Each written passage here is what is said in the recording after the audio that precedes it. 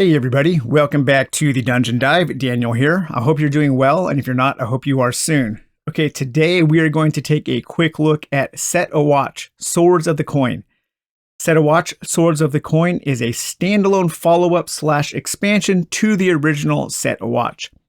I have only played the Swords of the Coin version, so I am not sure how different it is to the original. Basically, this game is about a group of really unfortunate heroes. And a group of 4 heroes, you're always going to play with 4 heroes no matter how many players are involved.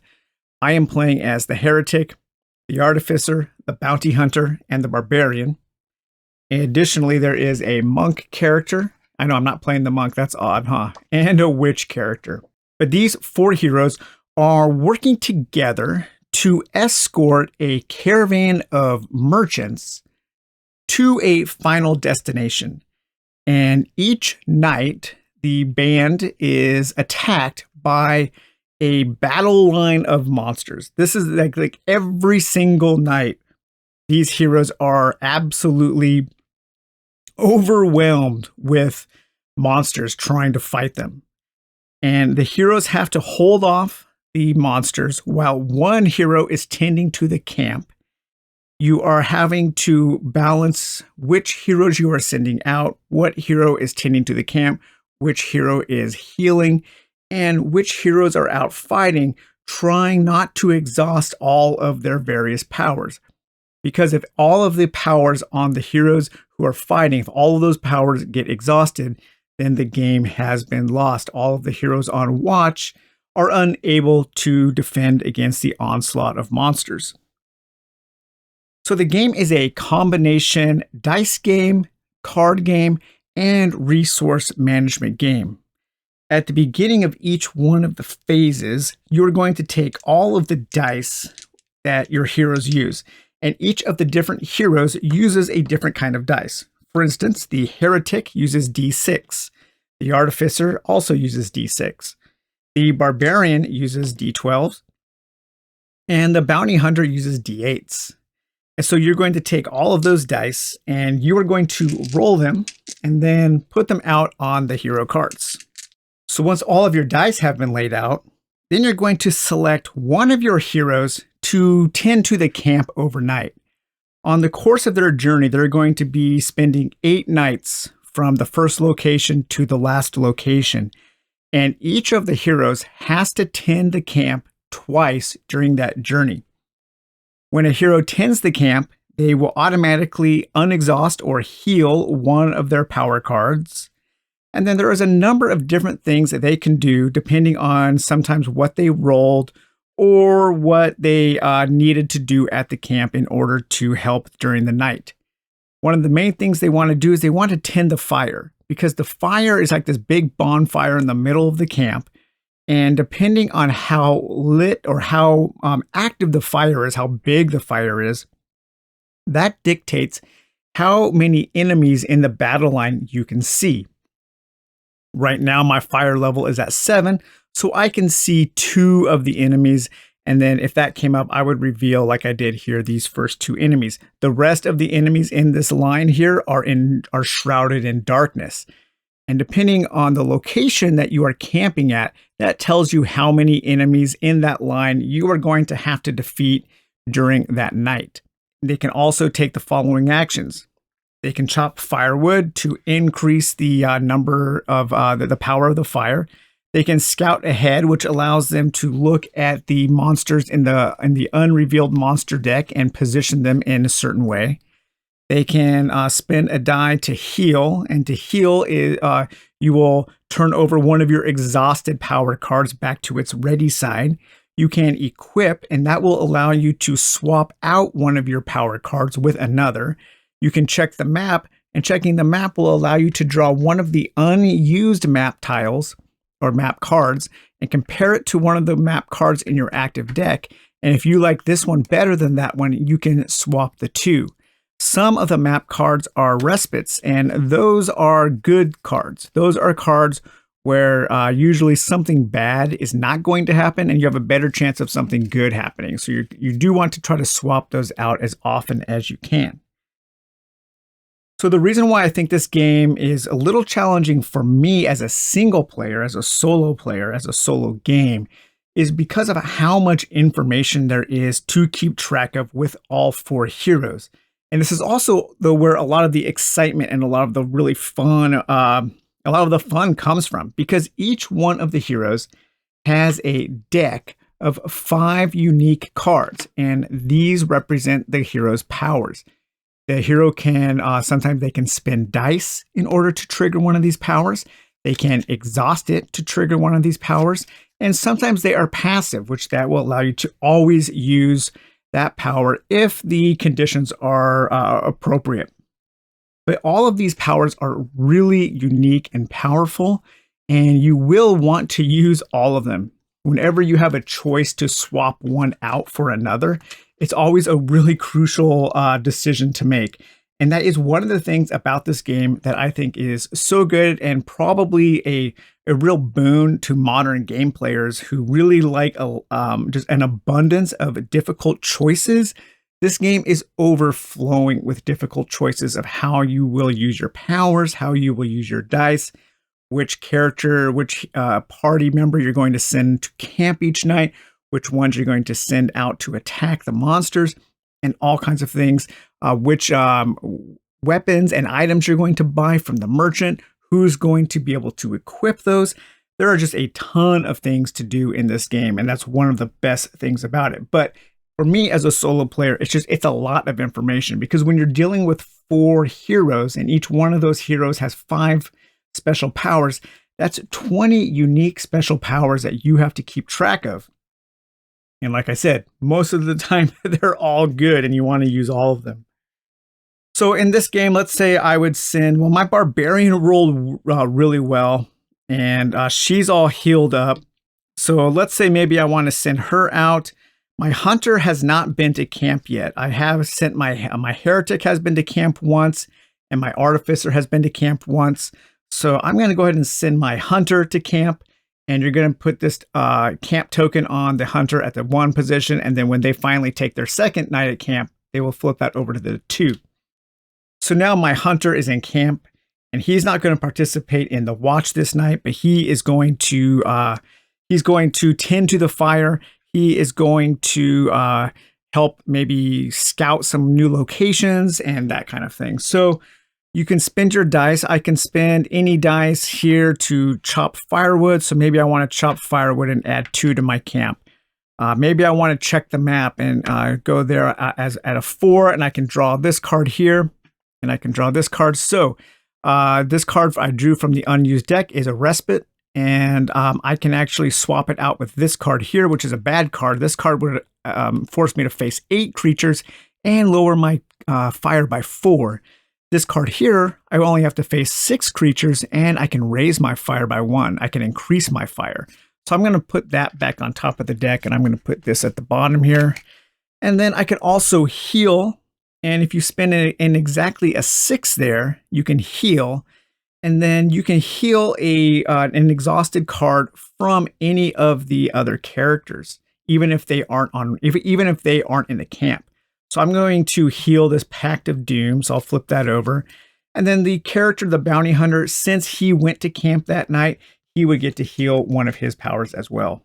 So after that's done, you would reveal the number. You would lay out in a line the number of creatures from that night. So that's 6. So I have 1, 2, 3, 4, 5, 6. I would have to lower my fire, the power of my fire, by 4. So I would go 1, 2, 3, 4. So that would put me below the 2. So I would actually only be able to reveal 1 fire, because one of the things that the fire does is the fire helps light your surroundings, and that allows you to see more of the monsters who are attacking you. You really want to keep your fire up to at least 2. I've completely failed here. That was a bad camp. The bounty hunter did not do a good job tending the fire. So my warriors who are out at watch now, they're going to have a much more difficult time because they won't be able to see what's coming. Because every time you reveal a card, you can only attack cards that are revealed. And depending on the position, the monsters might do certain things. So you really do need to kind of keep in mind which monsters are coming in to attack you. For instance, if you were to reveal this one, if he was in the first position, he would steal all the money from your merchant. Then if you were able to reveal this, he has an ongoing power. And so you have to keep track of that ongoing power. Maybe this is another ongoing power, a wandering giant. And as you can see, each of the monsters also has a type. And those types can trigger certain abilities depending on the type. So you do also have to keep that in mind. There's a floating mind. This is the health of the creature. That's the target you have to get to defeat the creature. If the creature is left undefeated at the end of the night, then they're going to do that much damage to the heroes. And for each one, you have to exhaust a card. But right now, I only have one creature revealed, and that is the Revenant. The Revenant has a attack power of a health of 11. So I need to defeat the creature. You can do direct damage to the creature by simply assigning one of your dice that matches. Or let's say you had a 5 and a 6. So two heroes could combine their attack in order to take out a creature. Or you could assign one of your dice to maybe one of your cards to trigger that power. The Barbarian, her powers are only triggered by exhausting her card. So she's always pushing herself to the limit because she can use her powers and her dice. But you really need to keep track of how exhausted she is. And so once the combat starts, basically what you're doing is it's kind of a little combat puzzle, a little resource management puzzle, trying to figure out the best way to defeat the creatures as they appear in order and to keep them in advantageous positions so their powers don't trigger. And you really want to try to defeat all of the creatures, or if you can't defeat the creatures, keep the ones alive that have the less attack power, the smaller attack power. But yeah, this game is really, really cool. There is so much to it. It packs a ton of stuff into a small box. This is the box here. The box also doubles as a play area. Everything fits really nicely into this very small box. And I think the game just has a ton to offer. In such a small package. It doesn't take up a lot of table space. So these creatures are called Unhallowed, and they're kind of like mini bosses. And there are certain times when you are going to be told to add an Unhallowed to your creature deck. So you might have to deal with some of those more mini bosses. Those are kind of more powerful creatures with more devastating abilities. And then you have creatures in your deck that you might have to fight, like dragons or giants. Different kinds of golems, phantasm, a human, another kind of human there. You also have these summon cards, and these are really bad cards. When you draw one of these, then one of the hollowed cards, the Unhallowed, they get mixed into your cards, and then you also have to exhaust one of your abilities on one of your heroes. And then there are also some other Unhallowed, like the Prince of Vultures, the Crow Prime, the Silkali, the Wendigo, the Collector, a Ghoulish Head, a Sound of Doom, Clockwork Commander, and a Carnivorous Tree. So all kinds of different heroes, all kinds of different things. And yeah, it's a really fun game. I'm having so much fun playing it, but I am really challenged to trying to keep my thoughts together on it. If you can tell that this video is a little scattershot, just because I'm trying to think, okay, there are so many different moving pieces in this game and so many different ways that the cards interact. And I think that the best thing about the game is it really does make me feel like I am playing this group of 4 heroes who are having to work together as a cohesive unit to survive the predicament. I should have started off the review with that statement right there, because I think that really does sum up the game. A lot of times in these kinds of games, I want fewer heroes to keep track of, but I don't think I would want that in this game. This game does such a good job of making me feel like my heretic, my artificer, my hunter, my bounty hunter, and my barbarian are really struggling to get through this trek to protect the caravan, to get them back to their final destination.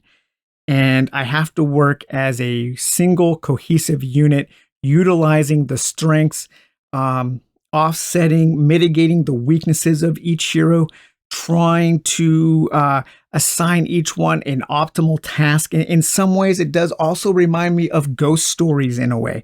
I don't think it's quite as hard as Ghost Stories. It's not quite as unforgiving as Ghost Stories. Even if you roll poorly, there are ways to always do something cool, ways to always do something fun. The bad stuff in Set a Watch doesn't snowball as powerfully, as overwhelmingly as the bad stuff in Ghost Stories does, but it does have that kind of similar thing. It is kind of a tower defense, but you have a single tower, and that's your camp. And your heroes have to work together to make it through 8 hellish nights of this complete onslaught of enemies trying to stop you. I mean, these enemies, these monsters in this land really hate this particular caravan. I don't know what they have against this one caravan, but man, they want to see it absolutely destroyed. And it is up to you to make sure that doesn't happen. So, all right, guys. Well, I hope you enjoyed taking a look at Set a Watch. Sorry, this was a little scattershot, but I had a lot of scattershot feelings about this game. I think it's really good. I'm having a lot of fun with it. I'm glad I finally got to play it. I've had it for a while, and I just kept putting it off, but I'm super glad that I got it to the table. So, all right, guys. Well, I hope you enjoyed this video. We'll talk to you later. Bye-bye.